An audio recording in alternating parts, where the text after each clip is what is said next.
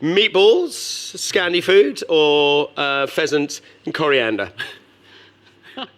Thanks to everyone who voted. Massive vote today. 81% of you. Huge vote. Want heaven. Oh, thank you. Yes, you're very kind. Otherwise, it would have... No, I'm very happy now. Good. Thank you. Now, before we leave the importance of being earnest, we should say there are some tickets still available. There are still some. We're running till January the 10th. Right. So it's all over Christmas. Right. Just a very few days off. And it's...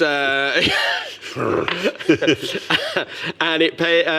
It pays? It Yes, pays. it does. Reasonably, yeah. Glad to say. Tax bill in January.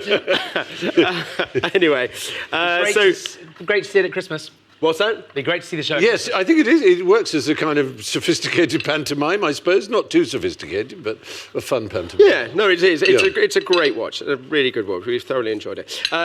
However, we can't have you on without talking about the Traitors. Ah, yes. Did you enjoy the whole experience? It would be impossible not to. But experience is the word. It's remarkably intense over a shortish time, shorter in my case than perhaps I would have liked it, but longer than others who deserve to stay too. Yeah.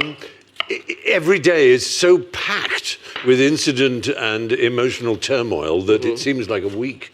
So it's a whole kind of life experience. Does it not feel like a television show? It doesn't really. I mean, there are camera operators around, but a huge number of the cameras are concealed within clever places and operated remotely. Right. And one is so anxious to find traitors if you're a faithful, and presumably so very anxious to look like a faithful if you're a traitor, that your concentration is all on that interrelationship and the chatting to people and imagining how you're going down. Right. Because even if you're faithful, you are sort of guilty because you think people are looking at you as if you're guilty. Right. And so it's this layer upon layer of confusion about one's honesty and straightforwardness. And if you lie well, it looks like you're lying. If you tell the truth, it looks like you're lying, depending on how people It is hilarious to watch people who Making blatantly have done nothing wrong and someone going, you look really suspicious. I know.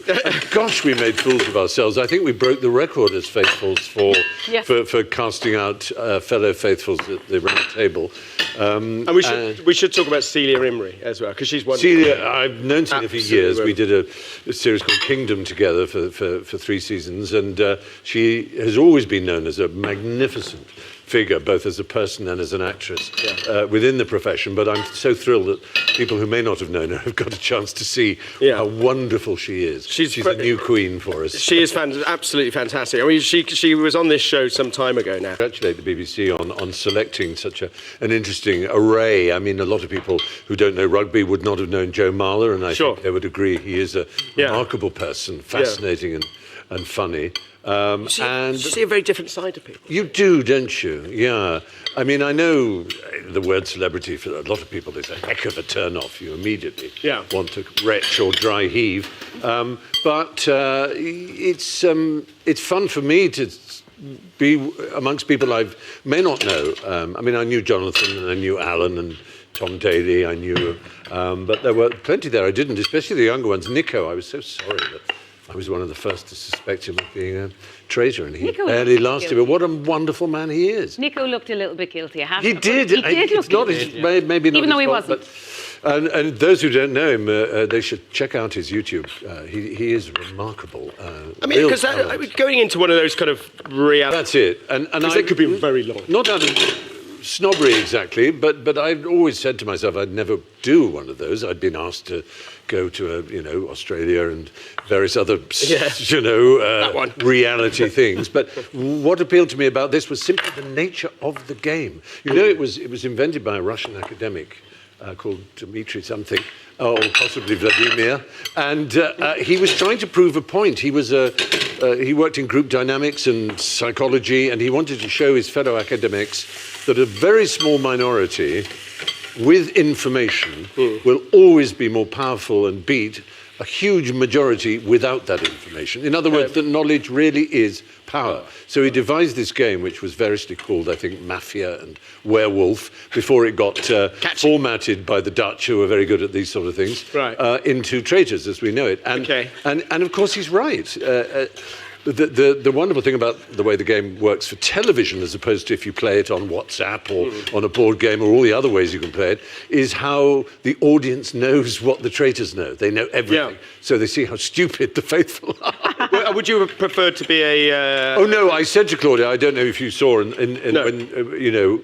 when she does a little interview with you beforehand, and I said, no, please don't make me a traitor. Not out of honesty or not wishing to deceive. I just felt I wouldn't be able to take the pressure. Oh, really? Yeah.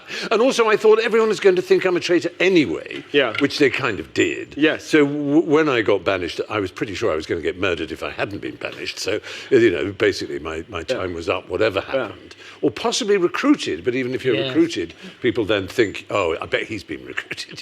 So, Did it take you long to decide to do the show? no, not really. But by good fortune, I hadn't ever seen it, but by good fortune, I was a little unwell, and the second series was on, and I just decided, oh, well, people keep telling me it's really good, and it's, not like a typical reality show. And I started watching, got completely hooked, and then about 2 days later, my agent called and said I'd been asked to go on it. And I said, do you know what? I think I might say yes. Really brilliant winemaker, yeah. And I think, Pinot Noir, the heartbreak grape, difficult to make, thin skin, it can be quite tricky. You've got the Languedoc does have quite a reliable climate, and that's why this one comes out okay. Beautiful. But yeah, Sam's, yeah. Right, I'm going to pass that to you, if you'd like to. Looks fantastic. So I'm just going to recap some of these. I'm intrigued by these. These are shaken berries. Shuffle them around, pulls out all the juice, and so it's still keep that kind of retains the texture of the berry, but a little bit of sweetness. The meatballs you can find online. They're Nicholas Eksted's, lifted straight from him. I mean, why wouldn't you? Lots of cream in there. Lots of cream, lots of milk, makes them nice and soft, and then a very simple cream sauce with just a 1 anchovy fillet, a little bit of garlic. Fantastic. Are you all right? I really Good. am in heaven. We're running out of time, and I wanted to ask you about the morning show, which I love. Oh, and there you that were, was popped up fun. in that as an awful That was- character. Dreadful character, dreadful. Oh, my goodness. Well, I'll have to ask you off camera. This is so Anyway. good. Better than Italian meatballs, polpetta, I'm afraid, I have to say. You're very welcome. Absolutely lovely to have you here this morning. That's all for us today on Saturday Kitchen Live. Thanks to Anna and Finn and Roberta and Max and Ollie and, of course, Stephen. All the recipes from the studio on the website, bbc.co.uk/Saturday Kitchen. I've got more Best Bites for you tomorrow morning at 10 a.m. on BBC Two, and I'll be back here live next Saturday with more brilliant chefs and special guests Marianne Jean-Baptiste and Breaking Bad's Walter White himself, Bryan Cranston. Whoa. Don't forget, the clocks go back tonight, so enjoy the extra hour in bed unless you've got kids. Bye for now. Bye.